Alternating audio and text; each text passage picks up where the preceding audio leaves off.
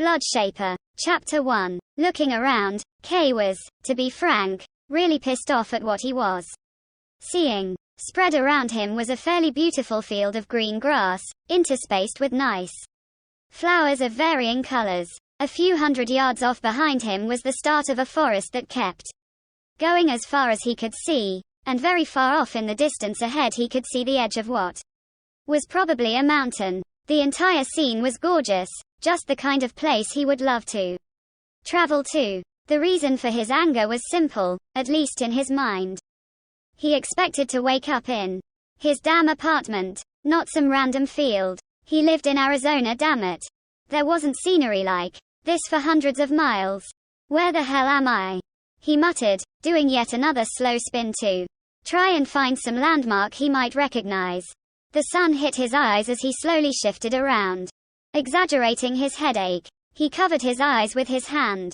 If those idiots dropped me off in the middle of nowhere, he growled, but internally he was very worried that wasn't the case. The last thing he remembered was getting together with his friends in his apartment to hang and out and drink. The first few hours had been the normal thing, playing games, talking, and just having a good time. After that things got blurry. As much as he wanted to imagine that this was all some dumb prank, his friends weren't the type of people to do things like that, hence why he was friends with them. Also, logically thinking, there was no way that he'd drank enough to keep him unconscious long enough to travel out to a place like this without waking up at least once. He could have been drugged, but no, that wasn't it. All right, he said to himself, looking down at his hands. I know what this could be. No, that's wrong. I know what my immature kid self wants this to be. So let's go ahead and debunk that theory so I can move on. Kay was, by his own admission, a nerd. Possibly also a geek depending on how one defined the term, but his personal choice of title was nerd. He liked video games and comics, fantasy and sci-fi stories, manga and anime, the whole thing. He was a nerd's nerd and didn't care much about what other people thought about his hobbies. One thing he hadn't gotten super into was a newer trend in anime and manga called isekai, Japanese for otherworld. The genre was all about regular people from Earth getting sucked into various kinds of fictional worlds. While he wasn't a massive fan of the genre, he'd read his fair share and had a few favorites. Waking up in a strange place with no memory of getting there was a big trope, and the excitable child in him was clamoring in joy at the thought of it happening to him. The mature adult part of him was much more reasonably worried about the issue, and decided to just get it over with and check for it. There were some easily identifiable tropes to this sort of thing, so he decided to just run down the list of them, prove to himself that wasn't what was happening, and move on. First of all, he looked himself over and ran his fingers over his face. The clothes he was wearing were the same as he had been wearing when his friends came over, and it felt like his face when he touched himself. So he was still himself, no new body or reincarnating inside someone else. Next he looked up into the sky, blocking the sun with his hand again. No extra moons or suns in sight, no floating islands, and no giant creatures that shouted, "Fantasy world," anywhere in sight. Finally he tested what he thought was the least likely of the three big tests to prove his theory wrong. A good number of the stories, especially the more Western ones, were LITRPG, or literary RPG stories, where the world had some form of RPG mechanics in it, in one form or another. He quite liked those stories, but his more rational side was once more insisting on all the reasons that could be really bad, so he dashed the nascent hope stirring in his chest and prepared for nothing to happen. Status, he said out loud, staring directly ahead of himself. Kay had so convinced himself of the impossibility of being suddenly dropped into another world, one containing some kind of system or mechanics with a status page and such, that the partially translucent screen that appeared in front of him startled him so much, he tripped and fell over. Kay pushed himself upright and stared at the screen. It had followed his field of vision, staying in the exact same spot relative to him as he fell. He stared at it, sitting on the ground for a while. Then, in reaction to what the screen said as much as the fact that it existed, he shook himself and cursed. Well, fuck. Status locked. Blood shape. Chapter 2. Pushing off the ground and wiping the dirt off his pants and back, K ignored the screen floating in front of his face as he desperately tried to calm down. Eyes closed. He took a few deep breaths before opening his eyes and looking at the screen.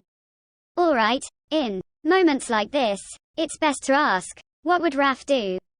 K asked himself. He stood there and thought for a moment. I guess he'd differentiate between what is known and what is just a guess. K closed his eyes again, blocking out the now slightly scary view of the landscape around him, as well as the mostly terrifying image of the floating screen. So what do I actually know? I know that I'm not home, or anywhere near it, because of the landscape. I know that I'm probably in another world, because of the status thing. He paused. Well, hypothetically, I could be on Earth and there is some kind of technological explanation for seeing a screen in front of me. But if the tech is advanced enough that it can do that, it'd be a whole new world anyways. Wouldn't it? Off in the distance, around the edge of the silhouette that he was pretty sure was a mountain, a tiny speck lifted off and started flying away. Never mind. Kay stared at the dot until it flew out of sight, then he stared down at his hands. What the fuck do I do? He groaned. Minutes passed as he stared mindlessly in front of him. The grass rippled as a breeze passed by, snapping him out of his trance. At some point while he stared, the screen had vanished. He smacked himself in the face, just enough for it to sting. Alright, I do the only thing I can right now, which is do my best to stay alive. He started walking away from the forest. I just have to hope this is the right direction to go. He thought. Away from the dark forest is hopefully a better decision to find people. Because as scary as people in a different world could be, I will starve to death on my own. He muttered to himself, pushing doubts out of his head. The field, or meadow or whatever, was mostly enclosed by trees around the edges, and walking in the direction that had the least trees led him to a wide open plain of tall grass and low sloping hills. As he crossed the top of one of those hills, Kay saw what might have been a road. It was definitely a patch of dirt snaking between two of the hills, but he couldn't see enough of it to tell for sure, thanks to those same hills. Changing his direction, he kept walking. At least I haven't run into any predators. Or hell, any dangerous animals at all. He glanced out into what looked like an endless sea of green gold grass. This feels like the perfect place for magical buffalo or something. 3 more hills later he finally got a good enough view to definitively identify the patch of dirt as a road. He could also see the mounted party headed straight towards him. Quote. He stared silently at them for a while. I really hope this goes well. He started walking down the hill towards the road, muttering to himself. Please don't be slavers. Or cultists. Or, there's too many bad things they could be. Please just be nice people. Actually nice people. Stopping at the bottom of the hill he waited for the party to round the curve. In his head he kept going over different situations and possibilities. What to do if they got mad at him for stopping him. How to react if they wanted payment. All kinds of potential responses and conversations ranged through his mind, from the mundane to the inane. As the first rider came into view, Kay froze as a very important thought that he'd forgotten popped into his head. Why would people in another world speak English? The fourth and final person rode into view, and catching sight of Kay, the group pulled to a stop. One of them pushed himself up in his stirrups and waved. Hello. Kay gaped at him. Seeing Kay's response, or lack thereof, the man turned to one of his companions, who looked down into their lap. Then nodded back. Following the one man's lead, the whole group rode up to a few feet from Kay. Hello. The leader greeted Kay again. I'm fairly certain we have the right person, but just to be sure, you're the Outworlder, yes? Kay continued gaping as he stared up at the man. Hello, The man leaned forwards on his horse. Are you deaf? The rider's annoyed tone snapped Kay back into working order. No. I'm not deaf. I just. Great. He sat back up. So, what? The man's voice got testy again. Are you the Outworlder? Or not? Well, what's an Outworlder? He glared at Kay and spoke as if to a small child. A person from another world. Oh. Normally Kay would be annoyed at the guy's attitude. But after the day he'd had so far, Kay didn't have enough mental energy to bother. Well then yeah, that's me. Then, let's get going. What? We need to. The furious pounding of more galloping horses cut off whatever the man had been about to say as another group of riders came galloping around the bend. Cooltron, one of the new riders shouted as they stopped some distance away. What do you think you're doing? The first group that had approached Kay had been fairly uniform. 4 men on horseback, 3 of them wearing what looked like chainmail to Kay's untrained eye, and the 4th, the man who'd been consulting something in his lap, wearing some kind of robe. The 5 people that had just shown up were much more eclectic in look. The one who'd shouted was probably a man based off their voice. But the full-plate mail covering them made actually figuring out what they looked like impossible. Next to the armored one, on Kay's right was a shorter, lithe man decked in leather armor by the looks of it, with a large bow held in his hands. Next to him was a woman, and Kay couldn't help staring at her in shock. That's an elf, a willowy woman with similar armor to the man on her left. Her blonde hair was slightly the wrong shade to Kay's eyes, and her eyes were a touch too blue. And her ears were pointy. Not incredibly long and pointy like the elves of a certain MMO, but they had a distinct point where a human's ears would curve. Kay dragged his eyes to the next person. To the left of the center rider was another woman, and Kay jerked in even more shock as he saw her. She had animal ears on top of her head. Kay blinked furiously as he stared at her. She had on mail similar to 3 of the 4 men from the first group, and a shield hanging from her saddle, but Kay barely noticed as he stared at the round, furry animal ears sitting on top of her head. The last person of the new group shifted in their saddle as they glared at Kay. Looking back at him, Kay saw this man had animal ears as well. What the fuck? Kay started backing up the hill, away from both groups.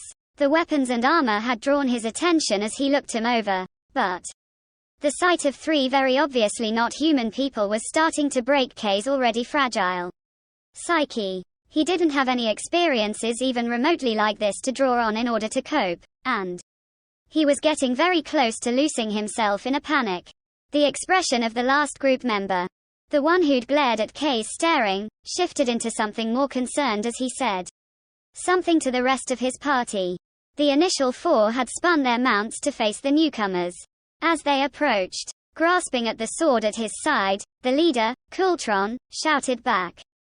Performing the job I've been assigned. Bullshit. One of the new people, the man with the bow, shouted as he gesticulated with his weapon. The bower contracted the Adventurers Guild to locate the new Outworlder, not you graceful success pricks. Kay kept backing up. We were assigned to retrieve the Outworlder by our guildmaster, Cooltron proclaimed with a haughty air. He doesn't have the authority for that. The elf woman snapped. The 2 groups kept yelling back and forth at each other, but Kay stopped paying attention as he kept backing up deeper and deeper into the tall grass. As he reached about halfway up the hill, Cooltron's patience snapped. I don't answer to scum and race traitors. He yelled as he drew his sword. That prompted every other person to draw some kind of weapon. Kay froze for a moment, then dropped to the ground, praying that he would be hidden by the grass, and desperately tried not to panic. Blood Shaper. Chapter 3. Go fuck yourself, Cooltron. Kay heard the elf woman shout. I don't give 2 silver for who you do or don't take orders from. The armored man from the second group chimed in. I just know that you can't take us on. Leave. But we don't need to fight you. Cooltron shouted. We just need to grab. Where the fuck did he go? He's over there. A voice he hadn't heard yet shouted out. The shapes of 2 people walked between him and Cooltron's group. Leave. All of you. One of the two people near Kay calmly called out. This can only end badly for you at this point. There was some more shouting and posturing, but all of Kay's focus was on his breathing. I think I'm having a panic attack. He didn't have a huge amount of experience with him, but he was pretty sure he was having one, or I'm about to have one. His own personal mental health issue had been depression. So while he'd discussed the concept with his therapist once or twice before, he couldn't ever remember having one. The dizziness, shaking, trouble breathing, and the complete and total sense of panic running through him seemed symptomatic though. As Kay took deep breaths and tried to calm down, he vaguely heard someone walk closer to where he was lying in the grass. Guys, he's freaking out. He just got yanked into a different world and there was almost a fight right in front of him right after that. I'm not surprised. More people gathered around him. Well, what do we do? None of us are mind healers. There was the rustling of clothing moving. We have this.